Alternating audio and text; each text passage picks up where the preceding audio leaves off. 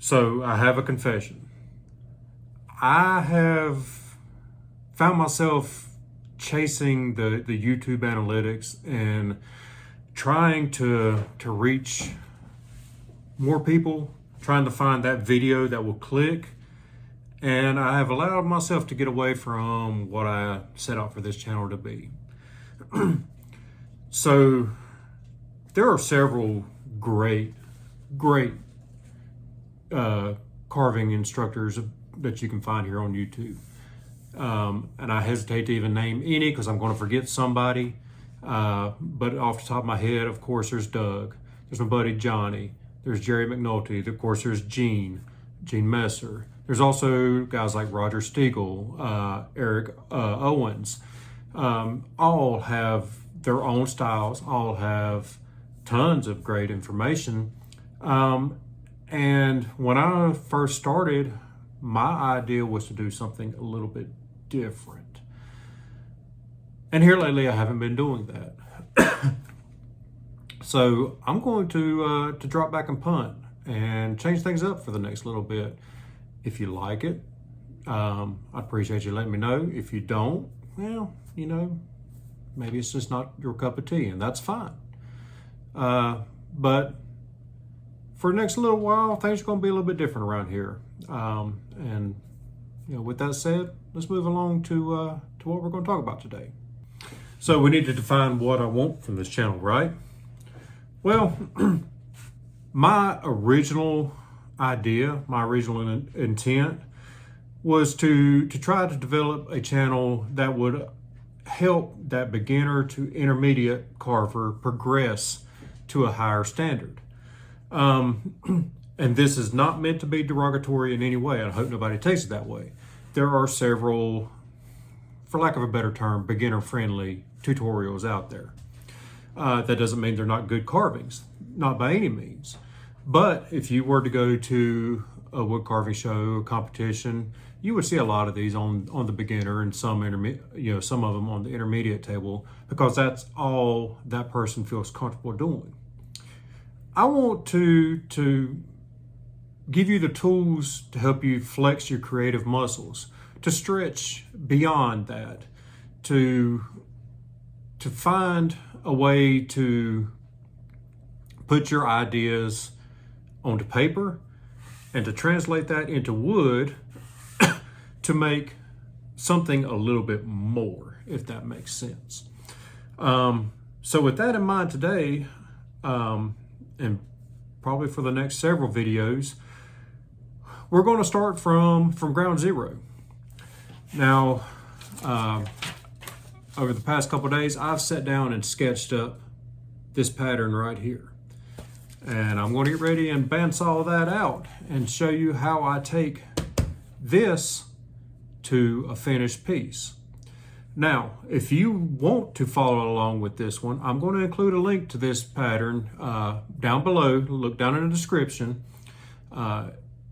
This one, you know, most of my patterns I make freely available to everyone. This one I'm going to reserve for paid Patreon subscribers.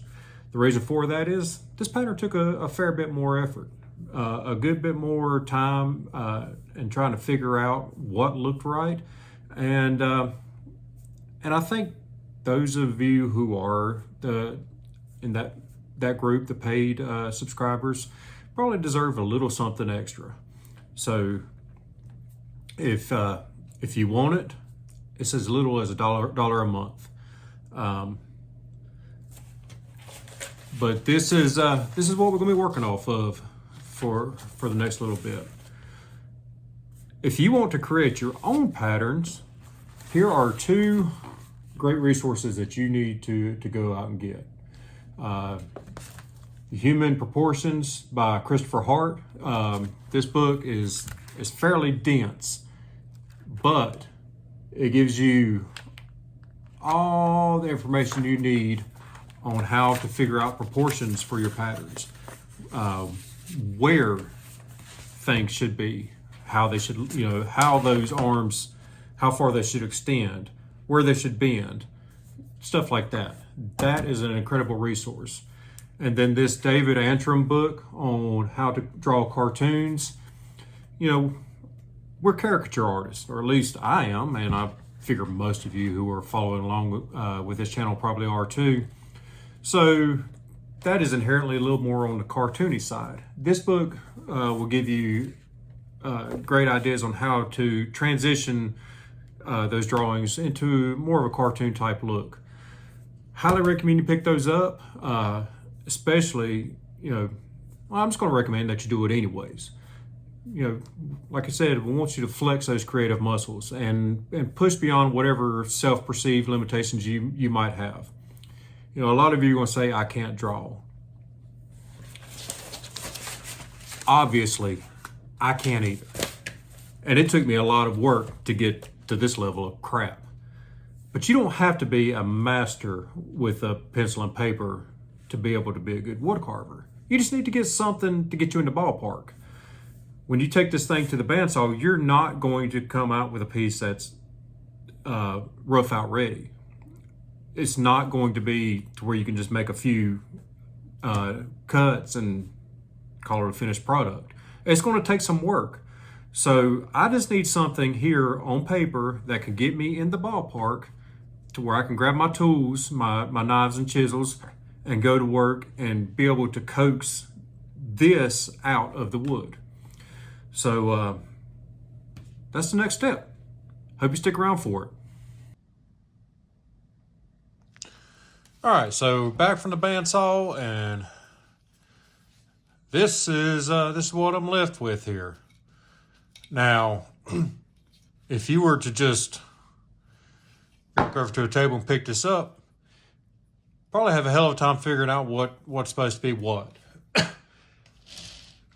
But, since I drew this up and I have in mind of what I'm looking for, first thing I'm going to do here is go ahead and sketch in what I know needs to remain. And I'm going to leave things fairly blocky, a little bit oversized,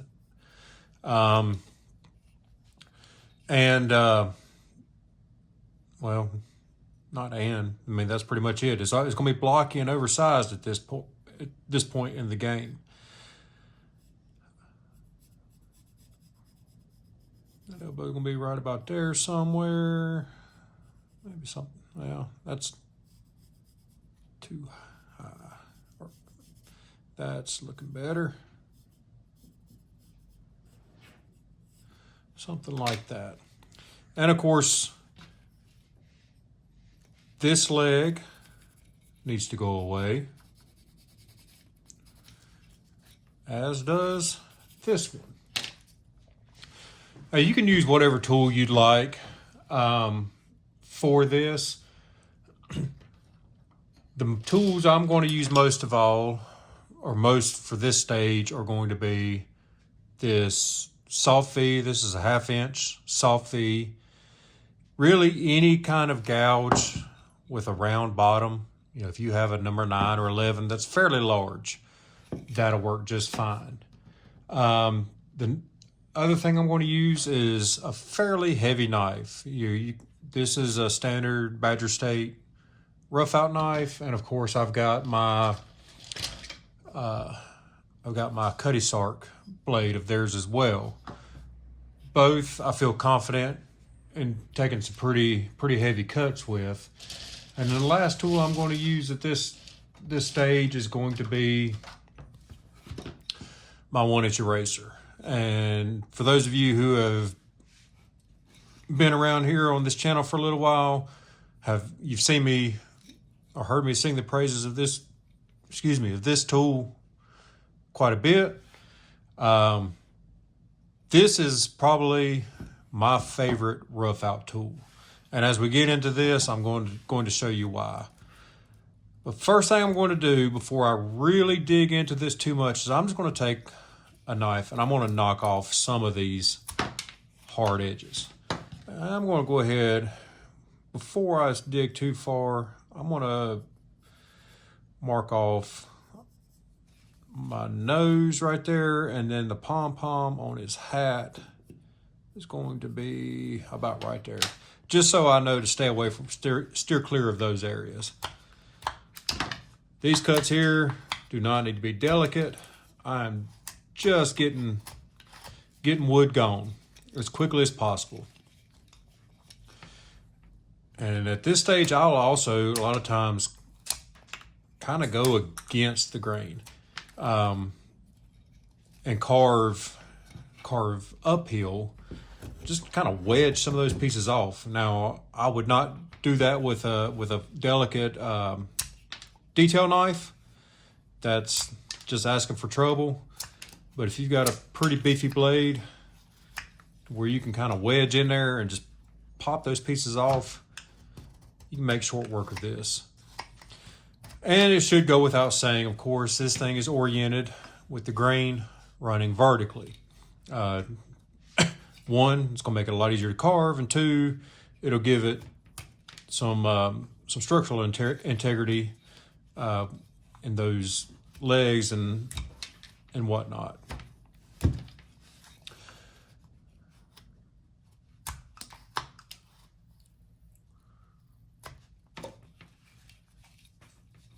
And really all I'm looking to do right here is just get this thing where it's a little bit more comfortable to hold in my hand. I'll grab a hold of this eraser here. And maybe you can tell why I like this thing so much for this stage. You can attack from different angles that you can't get at with a knife. And this thing will really peel big chunks off. I need to lay in the arm right here as well. And on this side, we'll say something like that.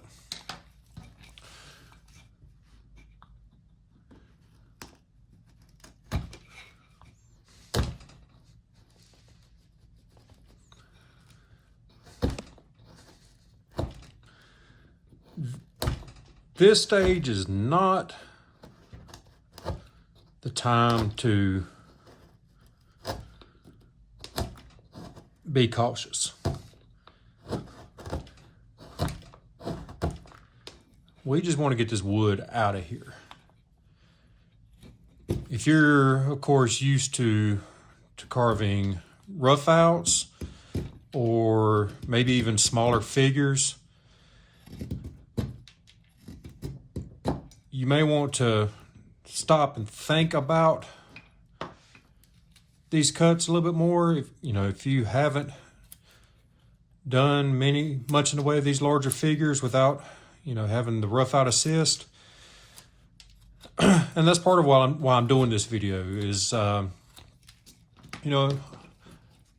run into quite a few people who just don't know where to start when it comes to roughing in a project like this. And really and truly, this is all there is to it. We're just defining where that arm's going to be and boxing it in right now. As you can tell, I'm making no efforts to undercut it. My goal is eventually to have a little bit of space in between the arm and his body here. I'm not getting anywhere near to that point yet. I'm not rounding over anything. When I get done with this piece, it's going to really not look all that much different than it did coming straight off the bandsaw. It's going to be blocky. It's going to, all the pieces are going to be extremely boxy and square.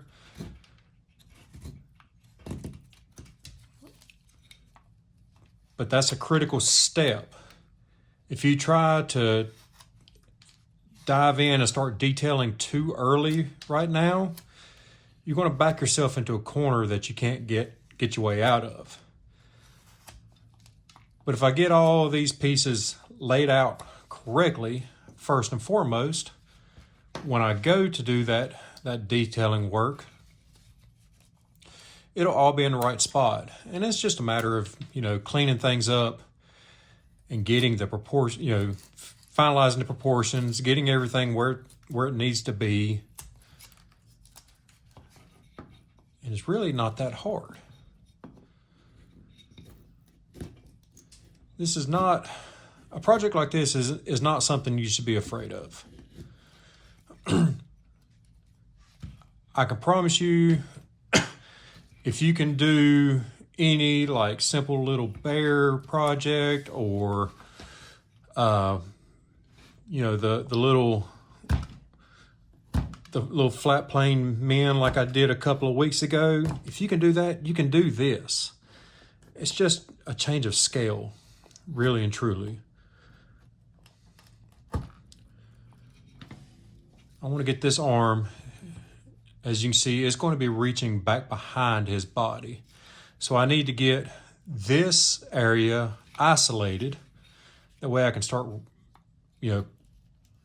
pulling that body over and getting rid of all of this wood in here.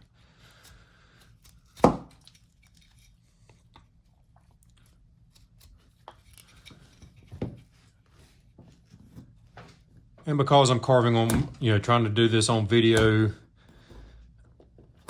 it looks like I'm struggling with it. It's just because my arms are extended out away from me a good bit. If I wasn't doing this on video, I would have it up tighter to me where I could get better leverage, and those cuts would, wouldn't be any trouble.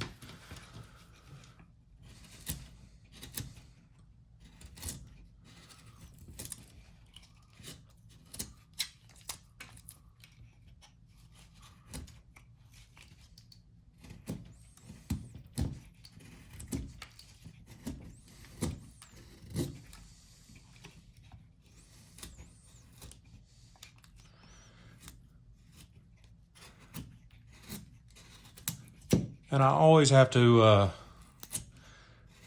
bear in mind that for somebody, this is going to be their first exposure to my channel.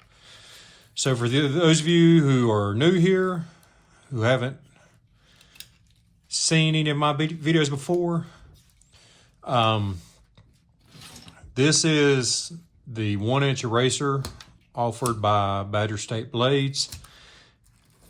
If you think you might be interested in this tool, there will be a link to their shop down below along with a discount code. That code's simple. It's just Jonathan and the number 10. And that'll get you 10% off of your order. And I'll give the standard caveat that that is not an affiliate code or anything. I don't get anything out of it. Ashton at Badger State Blades has just been gracious enough to offer that to the viewers of my channel. So if you do take advantage of it, reach out and thank Ashton for allowing that. I'm just using this thing, like I said, just to get this wood gone as quickly as possible. I don't need 4 legs on this dude.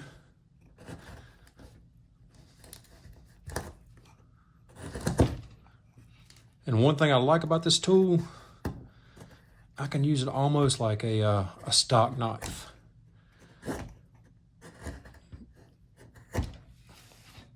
If I put this piece on the table, I can get a lot of leverage with this thing and really get rid of the wood quickly.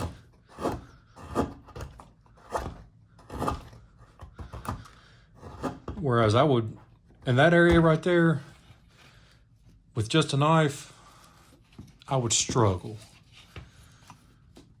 With this thing,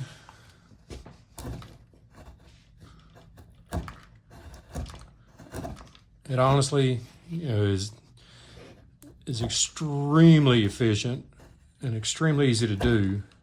And even in these tight areas, I can peel off quarter-sized chunks of wood without any trouble. And that's just That's awesome when it comes to roughing out a piece. See how much of that I got rid of in just a couple of minutes. If I didn't have this tool and was only using a knife for that, it'd make for a long, boring ass video. So I really, really, really like this tool. And if you want to try it, I think you would too.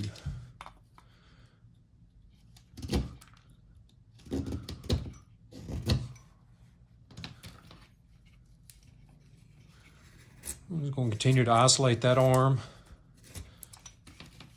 Get that wood cleared away from there.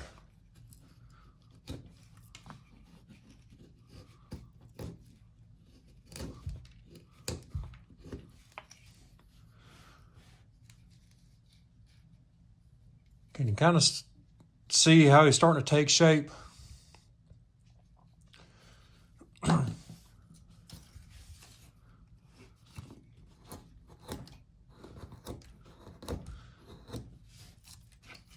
And if you wanted to try this pattern, but you don't want to use a piece this big, I think overall this piece is 5.5 inches tall, and it took a 3x3 block of wood to be able to fit it into 3 by 3 by 5.5.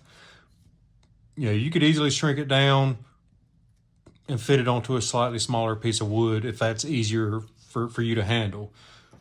I know larger pieces, if I carve a lot of bigger pieces, my hands will feel it after a while. For some of you that might be battling arthritis and other issues like that, if you can't handle these big of blocks, scale it to something that you can handle.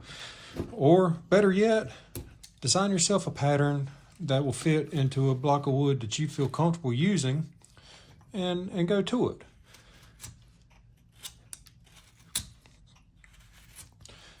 it. I'm doing this piece because, well, let me back up first. If you're on Facebook, you should really go check out the group Woodcarvers Challenge.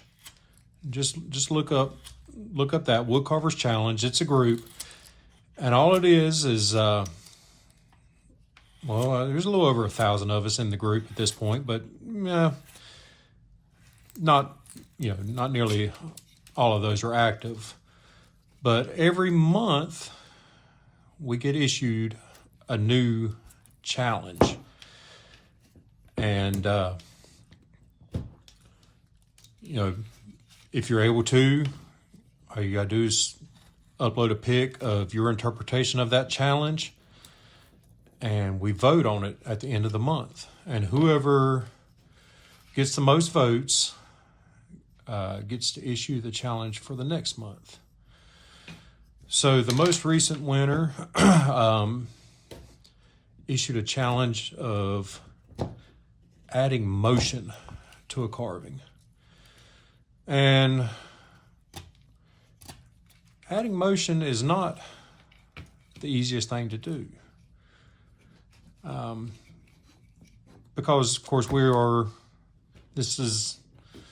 even though it's 3 dimensions, it's static. Like, you just kind of have to give the impression of movement here. So that's what I'm doing with this piece, is just trying to give the impression of some movement. And that's extending, the legs out, make him look like he's walking, having the arms going in opposite directions, just to give the sense of motion there. So if that sounds interesting to you, come join us. We're actually, for this challenge, because it is a little bit more complex, we're actually making it a 2-month. So you've got until the end of November to get your piece turned in. And my hope is this is going to be the piece that I enter for that.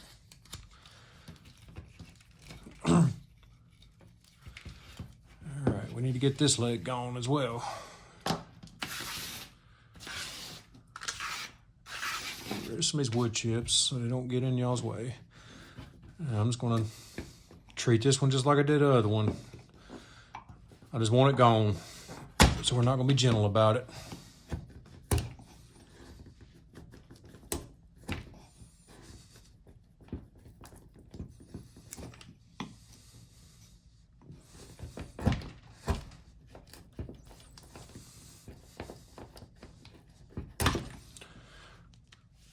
You see there, and that's a pretty good chunk of wood I was able to take off right there.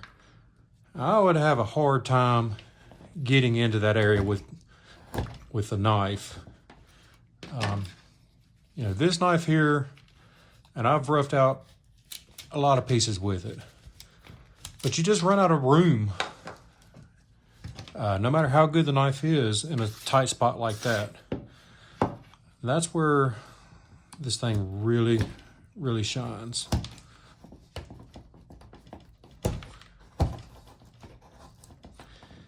If you do get it, this is the 1-inch version, and as you can see, it has the bullnose grind. That keeps, the reason I like that bullnose grind is I can basically attack it from any direction, and the corners of those wings don't dig into the piece and split off. So I can kind of roll that tool into wherever I want it to be, and it doesn't wedge because it's got that bullnose grind to it.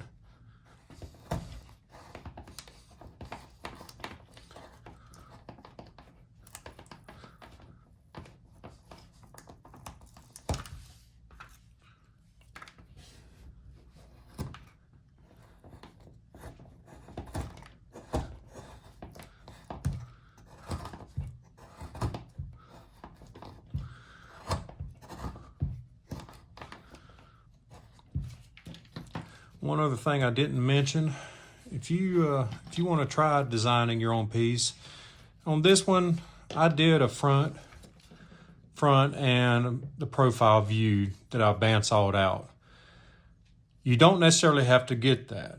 You know, if you feel more comfortable just drawing, like if I were to just draw this profile and that's all I could cut out, I could still, you just work my way into whatever that front view should look like with just hand tools. I don't necessarily need the bandsaw to get there. It just takes a little bit more time. So, that is a part that it seems to be harder for a lot of people, and keeps them from attempting to draw a pattern like that, is not being able to get things lined up. And you don't have to. If you can get, one view, whether that be a profile or front view, if you can get that pretty well locked down, you can finish the piece easily.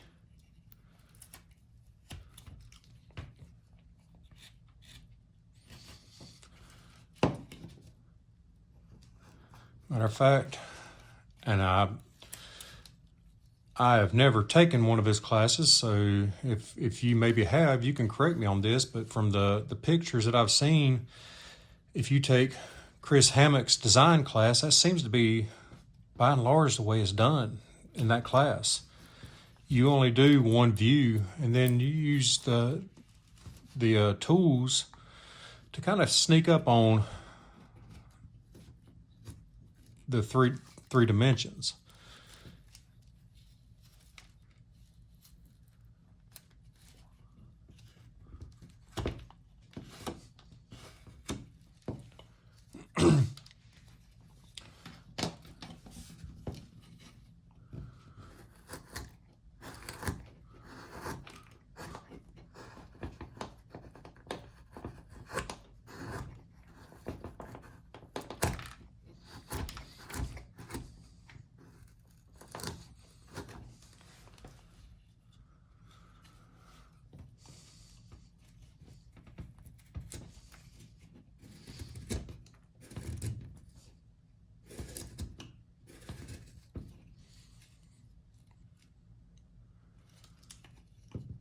I want to make sure that I reflect. I want this guy to be kind of leaning forward. I didn't mention it, but the end goal here, of course, I think it should be pretty well obvious by the picture. This is going to be a Santa. And the end goal is he's going to be walking through the snow. This hand's going to be dragging a sled with his Christmas tree on it. And this hand's going to be holding his axe. He's just coming in from finding that perfect tree and cutting it down to put up in his house.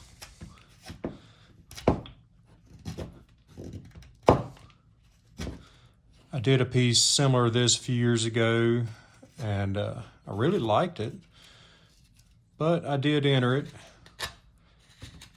into a competition and got a lot of great feedback from Mitch Cartledge on it. And after I learned a bit and saw what he was telling me, a lot of it made sense. I had him standing too straight up. If he was walking through snow and dragging a sled, there would be some effort there. It would change his posture and his pose a bit. So that's what I'm trying to reflect with this piece. I want him to look like he's struggling a bit. Having to work to walk through that snow and drag a heavy sled behind him.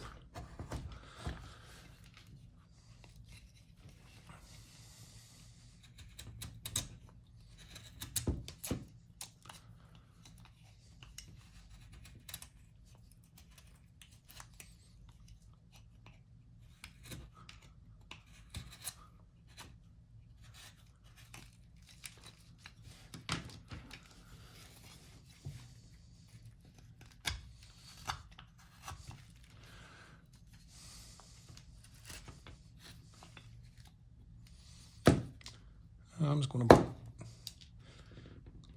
go ahead and isolate that pom-pom right there.